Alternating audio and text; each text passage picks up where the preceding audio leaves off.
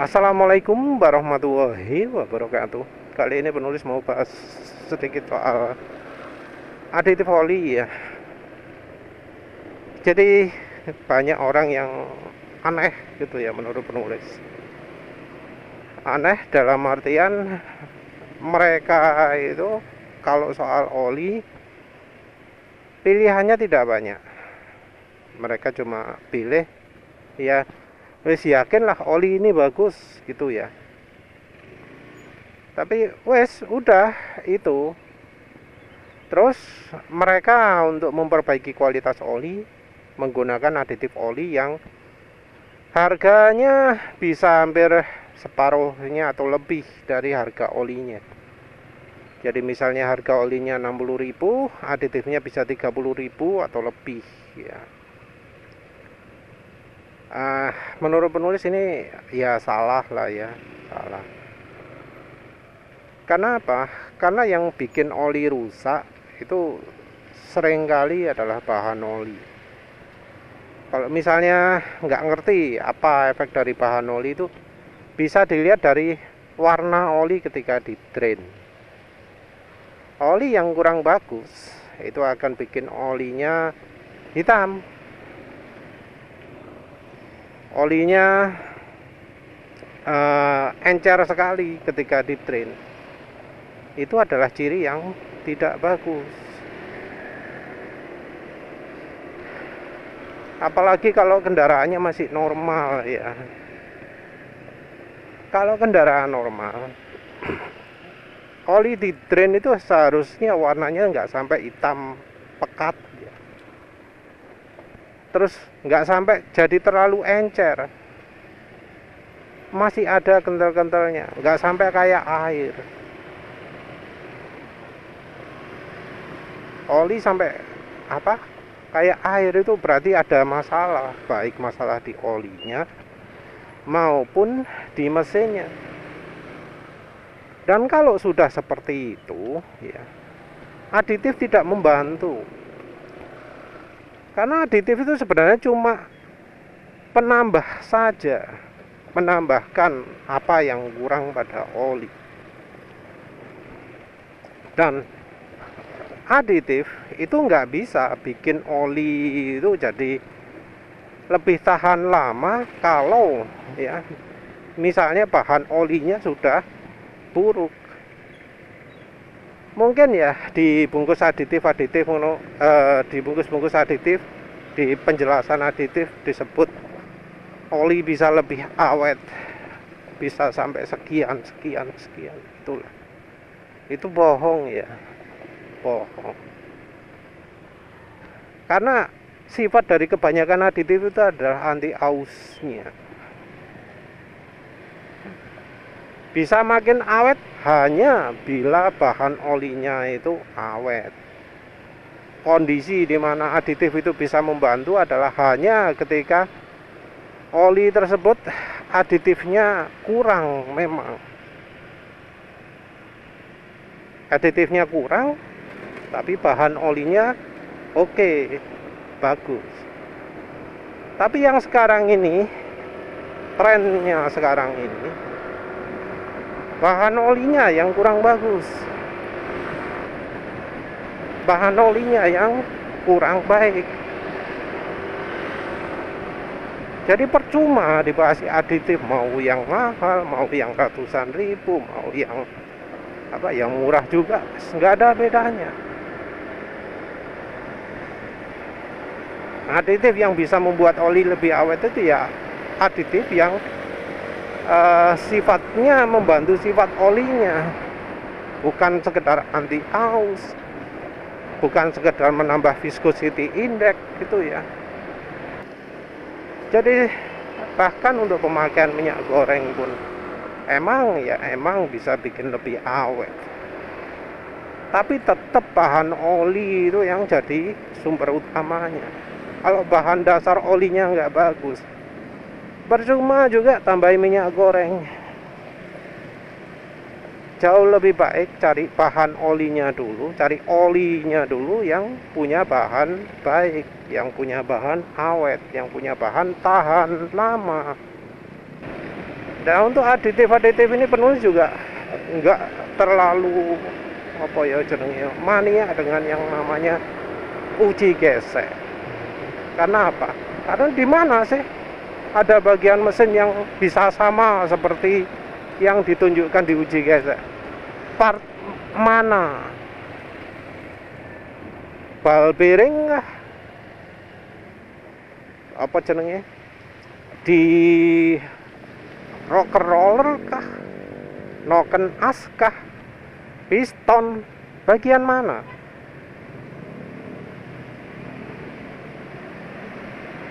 Ball bearing juga nggak mungkin tekanannya terlalu tinggi karena yang namanya ball bearing kan bolanya banyak, tekanan ditahan oleh banyak bagian yang bekerja sama menjadi satu. Bolanya banyak, bebannya nggak tinggi. Nah misalkan ada aditif yang ngomong, oh ini hasil uji geseknya itu luar biasa. Nah harusnya dengan pelumas yang seperti itu mustahil sampai butuh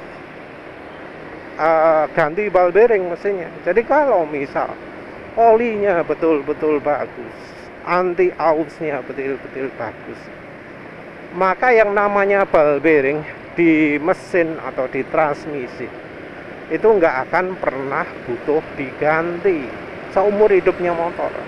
Mau 200.000 kilometer ya, 200.000 kilometer, 100.000 kilometer, 500.000 kilometer, nggak butuh. Kalau memang itu olinya bagus di uji gesek. Jadi kita lihat pemakaian normal, anggap mesinnya normal. Mesin normal itu berapa kilometer sih ganti olinya? Kita lihat acuan dari pabrikan Jepang yang katanya insinyurnya sangat cerdas, pinter, luar biasa. Berapa kilometer? Banjir ya. Padahal sudah dibuat gorong-gorong, atau justru karena lagi buat gorong-gorong airnya nggak ngalir dah.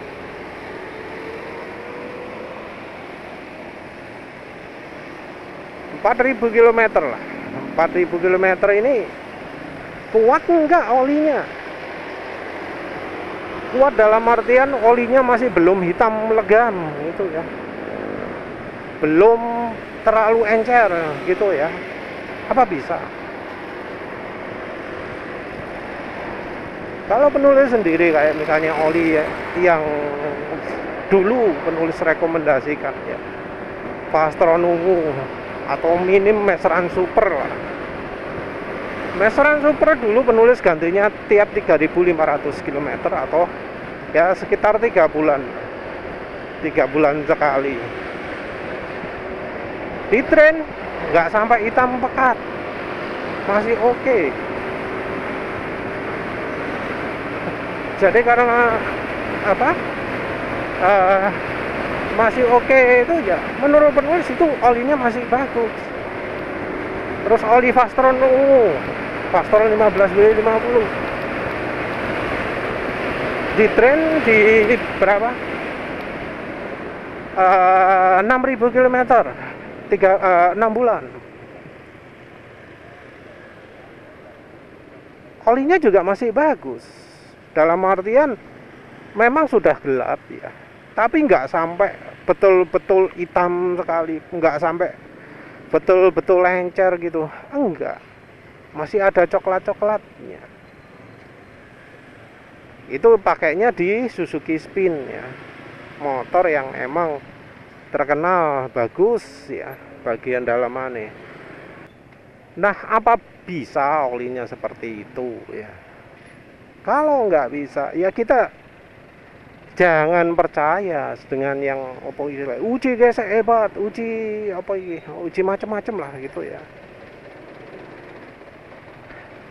Kita lihat fakta waktu kita pakai.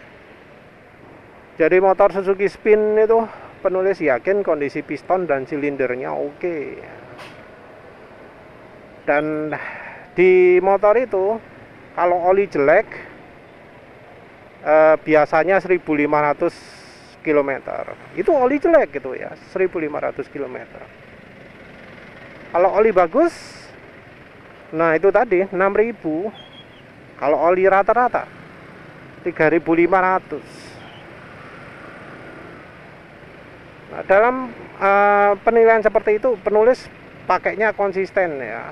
Jadi kalau pakai Mesran Super terus ya wis butuh gantinya sekian. Kalau pakai Fastron terus ya wis gantinya sekian. Konsisten. Dan acuan penulis adalah suara mesin halus kasar ya. Jadi kalau suara mesin sudah kasar, ganti penulis. Jadi itu ya realnya oli itu. Rekomendasi 4000 km itu beneran ya, beneran kalau memang olinya layak pakai. Karena di motor penulis pun yang oli bagus bisa 6000. Suara halus terus. Dan itu cuma yang sekelas Fastron 15W50 yang saat itu 60.000, kalau sekarang mungkin udah 70 ya.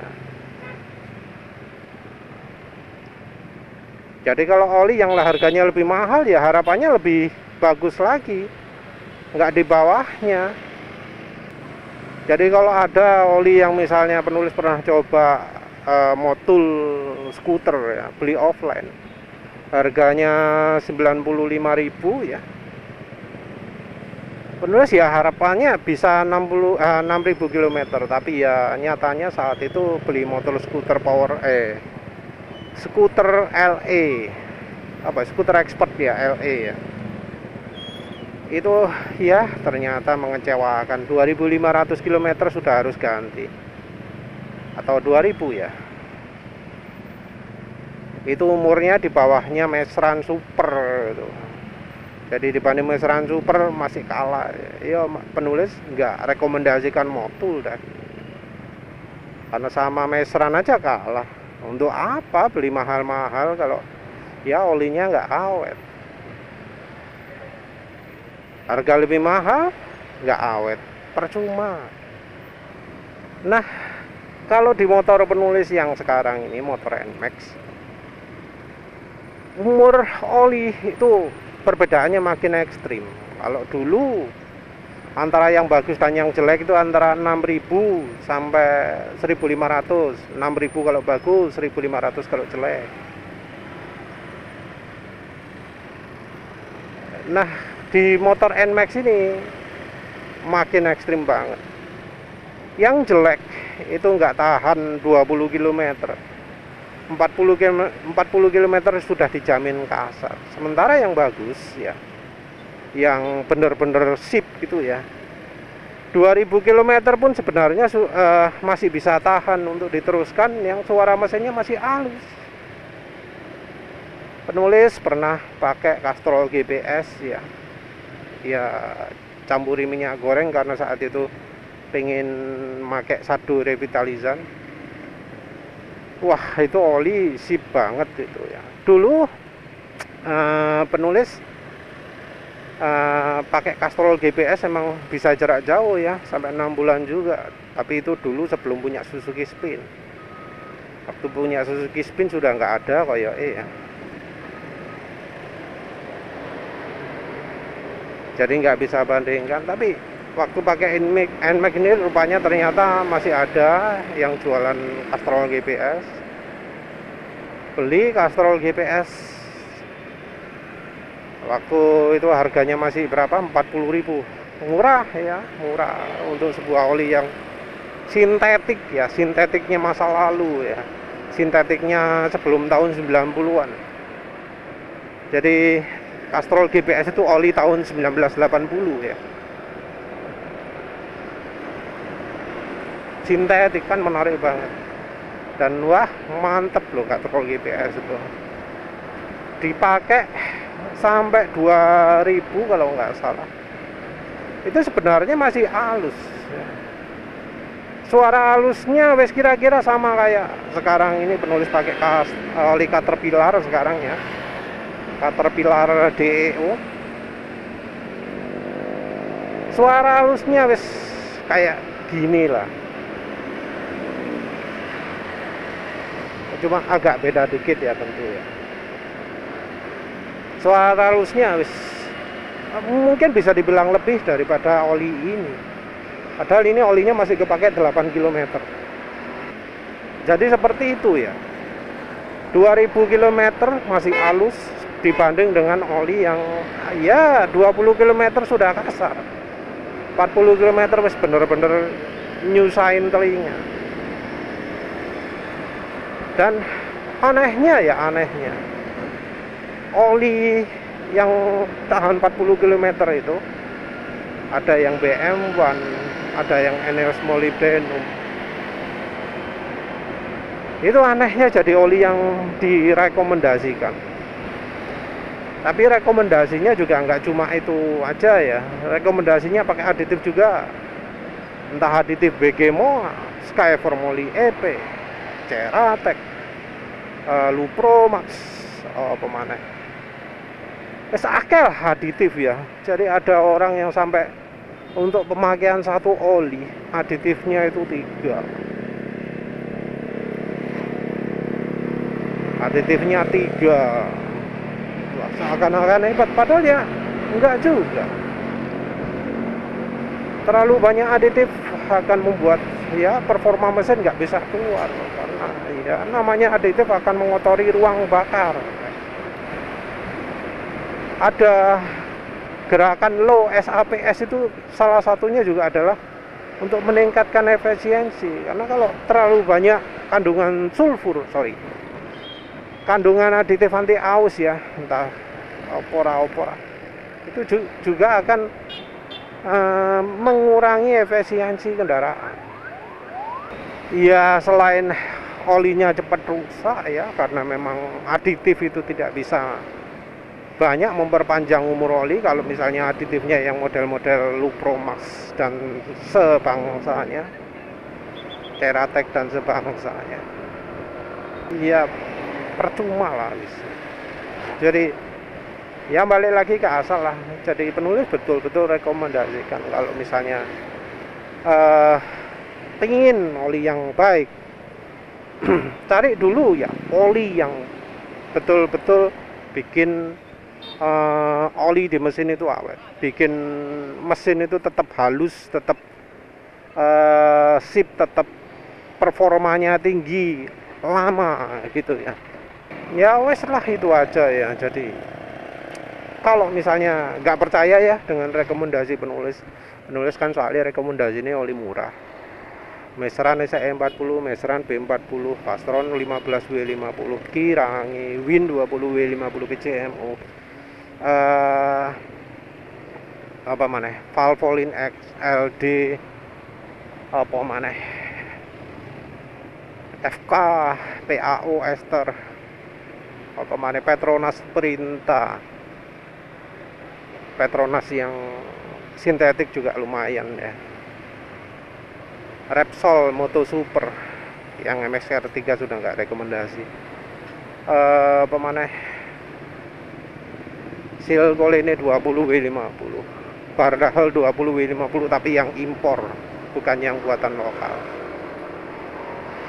Apa mana? Ya kayaknya itulah. Kalau maksa pingin motul ya motul multi power. Itu ya yang penulisan nggak bagus. Silahkan lah, coba. Jangan cuma percaya, wah oli ini bagus terus pakai oli ini terus, itu terus. Coba bandingkan dengan yang penulis rekomendasikan, rasanya gimana. Karena bisa jadi apa yang dianggap bagus itu sebenarnya nggak bagus. Kan level itu bisa berbeda kalau misalnya jadi tahu oli-oli lain gitu ya. Kalau belum tahu oli-oli lain bisa jadi standarnya ya segini gitu. Begitu tahu oli lain standarnya bisa naik. Apalagi kalau sudah mencampurkan dengan minyak goreng, jadi sulit ya menentukan oli mana yang bisa lebih baik selain dari yang dicampuri minyak goreng. Mungkin penulis pernah bilang ester, tapi kok ester di uji panggang oli lemah ya, penulis bingung masih uji esternya bagaimana. Harusnya pakai oli yang lumayan bagus ya, untuk bisa tahu penurunannya gimana. Ya wes, itu saja. Terima kasih udah menonton. Assalamualaikum warahmatullahi wabarakatuh.